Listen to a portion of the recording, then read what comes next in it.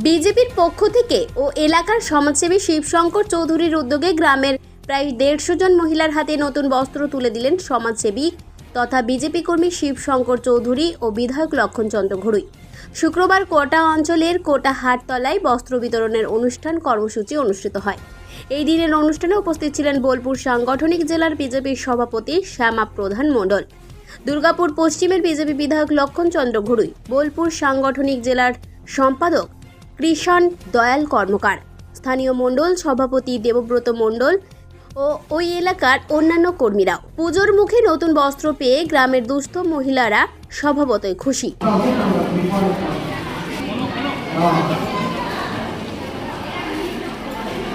সরস্বতী সাঁতরা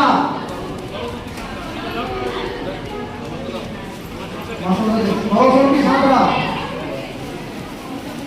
এরপর কি নাম আছে? মঞ্জু নরই, মঞ্জু নরই,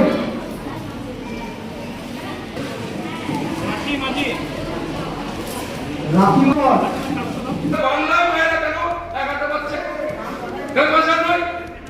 আমরা বলেছি বিজেপি 26-এ আসবে, মায়াদিকে 3000 টাকা দেবো। আচ্ছা বলুন, বসে আছেন, মোদিজি ঘর দিচ্ছে, কত ঘর পেয়েছেন? কজন ঘর পেয়েছেন? ওরা ঘর পেয়েছেন? বিধবা ভাতা পেয়েছেন? তো ঘর এনে দিচ্ছে মোদি, বাথরুম দিচ্ছে মোদি, বিধবা দিচ্ছে মোদি। অ্যাকচুয়ালি আমাদের আজকের অনুষ্ঠান ছিল আমাদের বাঙালিদের সবচেয়ে বড় উৎসব দুর্গা উৎসব। সেই উপলক্ষে আমার বিদ্যালয় এরিয়ার আমার মনে করি আমি কর্তব্য অনুযায়ী আমার মা দুস্থ মাদের সামান্য কিছু উপহারের মধ্য দিয়ে অনুষ্ঠানটাকে আনন্দটাকে ভাগাভাগি করে নিতে চাইছিলাম। আর সেখানে আমার প্রিয় এবং শ্রদ্ধেয় শ্যামাদা উপস্থিত থেকে এবং লক্ষণ ঘড়ুই মহাশয় উপস্থিত থেকে এই উৎসবের আনন্দকে আরো বাড়িয়ে দিয়েছে। আমরা 100+ মায়ের হাতে নতুন বস্ত্র তুলে দিয়েছি।